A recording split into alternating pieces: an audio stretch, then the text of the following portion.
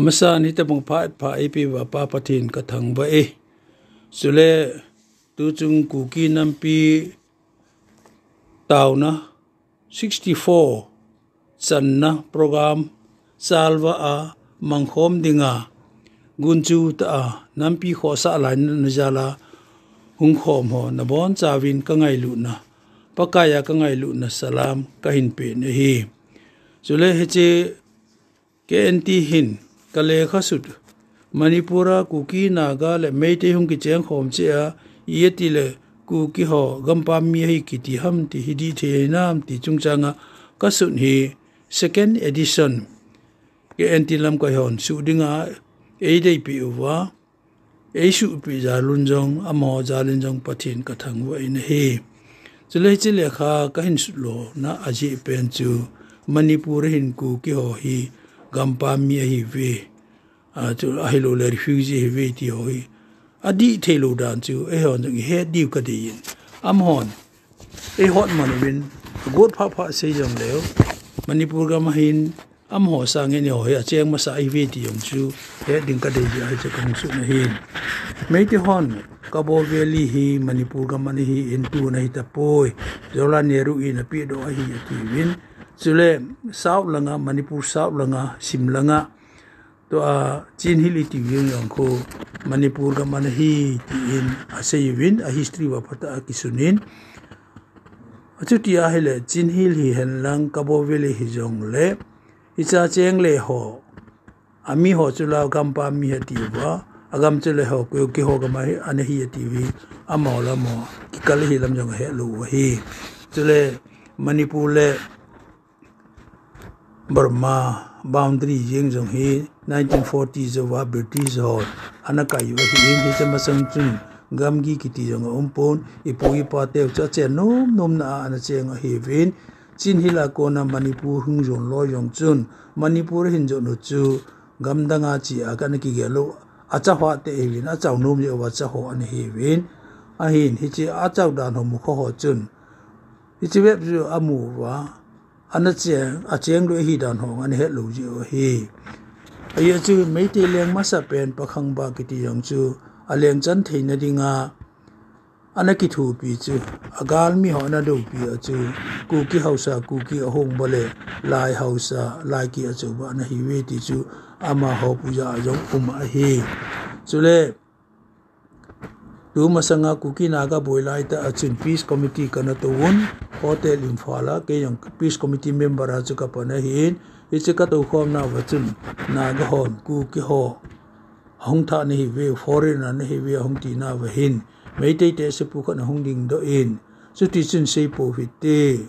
The word naga is a new word. It comes up few years ago. The word kuki is associated with antiquity in Hong Say Nahi. 2021 kuma July Samnil Khanijun Central Library Hall akun Meitei ho intellectual circle consultation seminar abolun. A seminar menju culture and historical research at Win.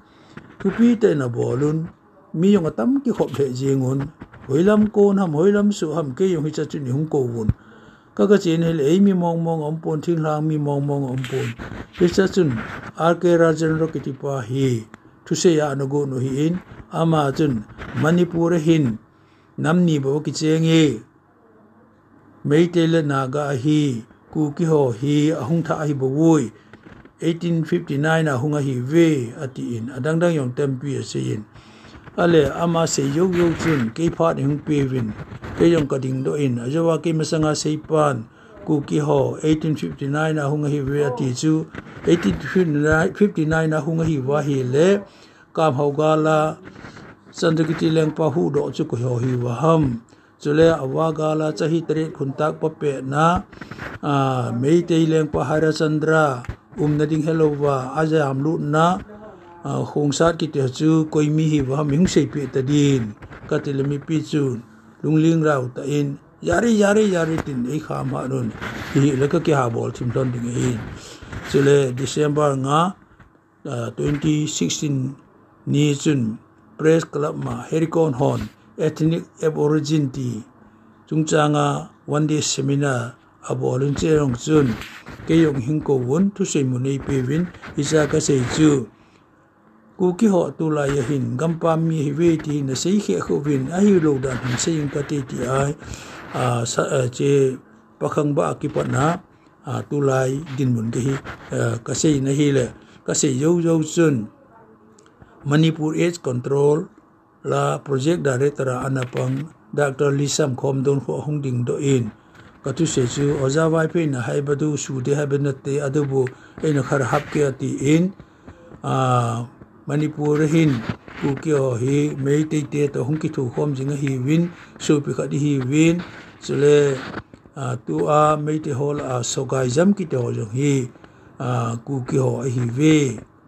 chule mei te leng pa athum chana yeng yong chu to thing mang chu kuki hi ti in katu se chu ki thu pi na in ong sei le hi ale hetsah hin mei te leng ho to mi ho hong ki thu khom jing da ni kha jong ka ga sei be ki no min 1801 kuma hin Gambhir Singh le Rabino Chandra amani hi leng ding hong ki chu na hi le kuki hon Gambhir Singh ana ki thu pi win Rabino Chandra chu akap li un icha chu Gambhir Singh lenga hung pang hi ti hi iga he di tari hong ki thu naw cha chu he di ka san sule jai sing kiti pa yeng jong chun mindang kha chu Bega Chandra kitin kuki ho to kingai lu na jalin acha posal gate la sagi na pa chu khongjai ngamba ana sa ti hi history omin Sibana sun meite leng pan tangkhulo mau ho thinglang na go hi sabdi wana bol chu kuki ho ta na kuki ho to ki thu kuki ho sepaya na mana ita chu sabdi wana bol hi ti yong hi a history o min hi chule gal sana ko ni jo sewa meite sipai sangin kuki sepai atam jo ti chile khabu o min adi the Lost Kingdom kiti le khabo kun pate na kisuna hi chule mei te ho adi leng pa ho hin kuki ho na ki thu pi na chu hemil povin angai lu win ya chu William Su in no son tha do kuki su na khun iti na se ye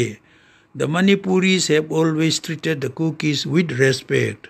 When Chandrakirti Singh was about to die, he directed that the custom of the inheritance as among the LHSKUKITIMES was to be observed in the future, and so elected his eldest son Sur to be Raja after him in token of all the help the Kukis given him in asuninahi. Sule Manipur hin mei ti ho le na go ho sang hin kuki ho anacheng masa hi ve ta isei ngam nau chu mihim la se mana ki anachen hom thei lai ipu gal ngam khang cho hitai ti hevin ipu gal ngam legendary hero ama hi anakilon na chu gundung chule tuilong dung hi ti hi thusim he hon I he che dung ka ging chan gal ngam angoi tin na doi kung pu to athe ma ching abol the akitet now aman doi kung pu ana zo na doha na ki bol now hang sai to ana ki sai now hang sain muna ka gin gala ka ngam gal ngam ati chu aman gala ka sai hang sai ati te ki ti na mun ho yong chu tuilong dung to sei khom ji na hi tule hijaban ki na chun gal ngam uichal to na song chun ko chule gal ngam song tun ki tong hi mun den imu ke hu na hi chule long chang yong hi adi in ko mang wung no me hon hi in a thilwin alu a kop ji win chule emi nu pi hon acha chapang sen hu long chang chu chom cha in hi ta bangin a thilun chule pon so mu ki ti ke kru mu ko to akhit be win chapang senin a chop ding in chapang sen khuna abu pe ji yong chu tu masangi yong chun an 70s ki yong chun I nupi hon hi ti chun hong mang cha vi ti yong hi I heaven chule japan ki na chun kuki ho hin na go hi na sata in abol eng si na bol eng si yong le ki thu pi na thei jan na ki thu pi win tang khulo jong hi kho na ki du na ki galu na ki la to win a ha jo pa na jong jo pa simun ita chu kho na ki na an ki gal ji over jun ka chai ki ho jong hi tang kula kho pi pe na ki se hin hau ko ati win ama ho traditional enemy chu somdal khong dei ngam chu hi in ama ho hin agal hol a chu ki ho yo ding a ki gen sa ta lo je win mei te leng pa ko ma khong za yo ning sol pi na ti na hele mei te leng pa ni so pi song la song lui a sol pi na hele song la chi chu ko ma chun chong na cheng in map ga ma chang mang ta na hele icha chun in ko hau ki mo kho kon te ko win kho kon te chi ko ma chun na cheng on ka chai ku ki tin he in hung he da hung hi win ale chi ka chai ga ma ka chai ku ki te a che na wa chun naga underground hung hat pha nin ipu ama hausa pu ngul thong chu ama khanga chu naga ho chun cheng thei po win te ta hung del do nei le am ho chun ka chai ku ki cho hin dal ha win ita chu cycle ko ma khun mai bung li ko ma khun ko sa nun khu kun te kho ki ti in chule ngul thong tu pa ngul thong kholal LHS robot ki te pa hi tu hin Jawaharlal Nehru University Delhi akhun professor apanga hin amange hi kana ke hu pi in mu jong kana ki mu pi in tu ki se ho hi adi dan ei sei pi in pu te min ho jong ma nei sei pi hin isi tai lo win ngawalo hin phungkam ho hin chule tangkhul hun dunga hin chule khong lo hin khotam ta ho hin khodang ta ho hin kuki ho na ko win kho na ki nga sa hi tiong chi iga se be no mun ga se be ki thei kha chu ting song amo jong hi kim vel ba tangkhulo cho ki sa je win isu pi ho tu boy ho kon ngam tu boy ana ko win agam jong ka ke khada na pe win kon ngam tu boy hin ise ko ma chun kho sa nin chang sang asa in ai naga underground ho nen do hel del do pa nun amon agam chen da lawin a kho wang amin chong ki pu win tu kun pu khaw ko ma chang sang ti in kho sa nu na cheng ta we ti yong hi he di de yung ka san isa ba na chun tang khul hun du ho jong hi khulen khunu au mun khulen ho chun khunu ho chon na bo leng se win a thi gam diu pa na mong hlam te ko ma pan pi na thu mu wa mong hlam te ama hi ana hui do wa ita chu ama chun mong hlam te ko ma 1980s ge chun u pasating ana pw ti yong hi hello hon he diu di ka san aban ki na mon refugee 80 yong hi refugee ti ding a ki pon 1958 60 vel chun manipura ko na burma kama che num zon te ki wa na num zon te ta kolgam ga saulu no mun ichi ho chu kolgam sarkar hong ki khel pha nin nang ho hi kolgam mi na IHIPOUVE ti a ahung nung solu repatriate ai in anle amo chu ki thu pi na ngai cha win in da government phata cho hi in amo ki thu pi na ding a chun kheti prom ti in ana ho mun tu la hi compensation ki ti in ichi kheti prom ho ma yong chu charu gopal ki ti pa yong in sa ta in ana pangi ti ka hen kheti prom ye chun mi ho chun kheti prom ki hop na chu ta chu adel lu lem lum ji vi ti yong ka neu la in kanamu na hi chule kheti prom dei na jala refugee hi lo yong chu ke ka hi ti yong ana lo wa hi poi an kina a sei be ki dinga sei be lo wa ho ka sa chu ipui pa te hi ana ha na vin ana pa na vin nam dang hon na go na bol thilu thil tam ta na bol thiyun thalpi ki sim thiyun gal kap na na mangun na thalpi se cho hi pun a thal chang mong a chun gu anu win ti chu gul gu hi yong le pho tin kha yong la la win isa ko na chun mi aka mulasa hi la ka po po so neu kha ka thiu kha hi le su sa ji lo hi in ko ho vin hi cho se po vin chule mei pum jong an ki sim thayun mei lo jong an ki sun thayun ka neu la ya mei lo asu yong chu ka namu na hi ahin la tu hin ipui pa te chu ana khan se da no chu pakai ko ma Nehemiah banga pakai kapu kapa te nang ma he lo ji vin ite bang chon na son wal jong leo kapu kapa te vin ka ki ka ko mo wa mi ho ana noi si wa chuta su a ana vulo wa chula si le na wa dolaya na ki put sa wa ana bol no ho chule a thi te ngui le kon khan en wang ita chu mi he ma thi na chu mi ma ma ana ko sa ji ho kapu kapa te gi lu nei chon sin na nei ngai de mun ti an mai bang chun ngai dam thum khela ipui pa te sang chun I kho jo ta vin I gi lo jo ta vin pathin he ka hi ti vin pathin dei bangal I cha lo mong po vin iki man cha na ho hi election lai jong le iki man cha na ho hi ki da ma hi in election hong hi po le ila wa thu di lo wa hi tai EB ke bol le sum ka mu thei dem ti ha yengin